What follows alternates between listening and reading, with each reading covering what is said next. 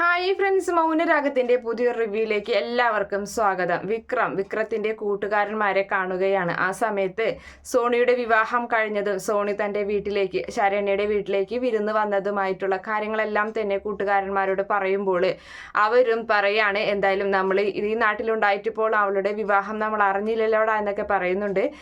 നീ ഇപ്പം ഞങ്ങളായിട്ട് കൂട്ടൊന്നുമില്ലല്ലോ, നീ ഇപ്പം നല്ലവനായിട്ടുള്ള നടപ്പല്ലേ എന്ന് പറയുമ്പോൾ, ഇനി എന്തായാലും അങ്ങനെ ഞാൻ നടക്കുന്നില്ല, നിങ്ങളുടെ കൂടെ ഞാൻ കൂടാൻ തന്നെയാണ് തീരുമാനം എന്ന് വിക്രം പറയുന്നുണ്ട്.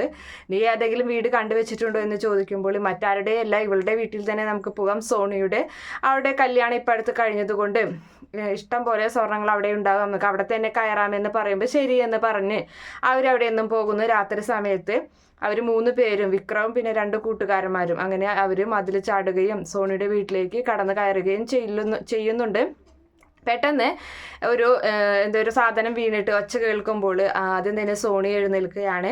അങ്ങനെ സോണി കാണുന്നത് 3 രൂപങ്ങളാണ്. ആരാണെന്ന് ചോദിച്ചിട്ട് ആൽബിയെയും തട്ടി വിളിക്കുന്നുണ്ട്. അങ്ങനെ അവർ 2 പേരും ചാടി എഴുന്നേൽക്കുകയാണ്. അവരുടെ ബെഡ്റൂമിലാണ് നിൽക്കുന്നത്. അപ്പോൾ അവർ ആൽബി 2 കൂട്ടുകാരന്മാർ അപ്പം തന്നെ റൂമിൽ നിന്ന് പോകുന്നുണ്ട്. ലൈറ്റ് ഇടുമ്പോൾ വിക്രാണെങ്കിൽ അതിൻ്റെ ഉള്ളിൽ പെട്ടുപോവാണ്. വിക്രത്തിന് സോണി ആൽബിയും ചേർന്നിട്ട് പിടിച്ചു നിർത്താനൊക്കെ ശ്രമിക്കുമ്പോൾ തൻ്റെ കയ്യിലുള്ള പുറകിലിരിക്കുന്ന ഒരു ഇരുമ്പ് വടി കൊണ്ട് ആൽബിയുടെ തലക്കടിച്ച് വീഴ്ത്തുന്നുണ്ട്. ആൽബിയുടെ തലയിൽ നിന്ന് ഒരുപാട് ചോര പോവുകയാണ്. ആ സമയത്ത് ഒരു ഷാൾ എത്രയും പെട്ടെന്ന് അവൾ ഓടിപ്പോയി എടുത്തുകൊണ്ട് വന്ന് ആ ഷാൾ അവൻ്റെ തലയിൽ കെട്ടി ഭദ്രമാക്കി വെക്കുകയും അപ്പോഴേക്കും അവിടെ നിന്ന് വിക്രം രക്ഷപ്പെടുന്നുണ്ട്. പക്ഷെ അവർ 3 പേർ ആ വീടിൻ്റെ പുറത്ത് തന്നെ ഉണ്ടായിരിക്കും. അങ്ങനെ ഒരു വിധത്തിൽ നമ്മുടെ ആൽബിയെ സോണി പുറത്തേക്ക് കൊണ്ടുപോവുകയും കാറിലാക്കുകയും ചെയ്യുന്നുണ്ട്. അപ്പോൾ ആൽബിയുടെ പപ്പയും അമ്മയും അവിടെ ഇല്ലെന്നാണ് തോന്നുന്നത്. അതേ സമയത്ത് ഒരു വിധത്തിൽ കാറിൽ സോണി തന്നെ ഡ്രൈവ് ചെയ്ത് ഹോസ്പിറ്റലിലേക്ക് കൊണ്ടുപോവുകയും ചെയ്യുന്നുണ്ട്. സോണി അപ്പം തന്നെ കിരണിനെ വിളിച്ച് വിവരം പറയുകയും ചെയ്യുന്നുണ്ട്. അതേ സമയത്താണെങ്കിൽ ഇവർ പോയ സന്തോഷത്തിൽ ഇനിയിപ്പോൾ എന്തായാലും നമുക്ക് വേഗം വീട്ടിലേക്ക് കടക്കാമെന്ന് പറഞ്ഞ് വിക്രവും കൂട്ടുകാരും വീടിൻ്റെ അകത്ത് കയറി അലമാരൊക്കെ തുറന്ന് അതിലുള്ള എല്ലാ സ്വർണ്ണങ്ങളും എടുക്കുകയാണ്. ഇത് മതി, എന്നോട് ചെയ്തതിനുള്ളൊക്കെ പ്രതികാരത്തിന് ഇത് മതി എന്ന് പറഞ്ഞിട്ട് സ്വർണ്ണങ്ങളൊക്കെ കണ്ട ആ ഒരു സന്തോഷത്തിൽ അങ്ങനെ അവർ വലിയ ഹാപ്പിയായി അങ്ങനെ പുറത്തേക്ക് പോവുകയും ചെയ്യുന്നുണ്ട്.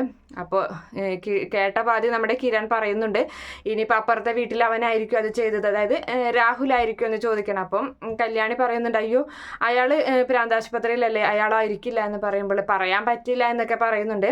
എന്തായാലും കല്യാണിക്ക് അപ്പോഴേക്കും നമ്മുടെ വിക്രത്തിന് സംശയം വരികയാണ്. വിക്രമാണ് ഇത് ചെയ്തിട്ടുള്ളതെന്ന് മനസ്സിലാക്കുകയും ചെയ്യുന്നുണ്ട്.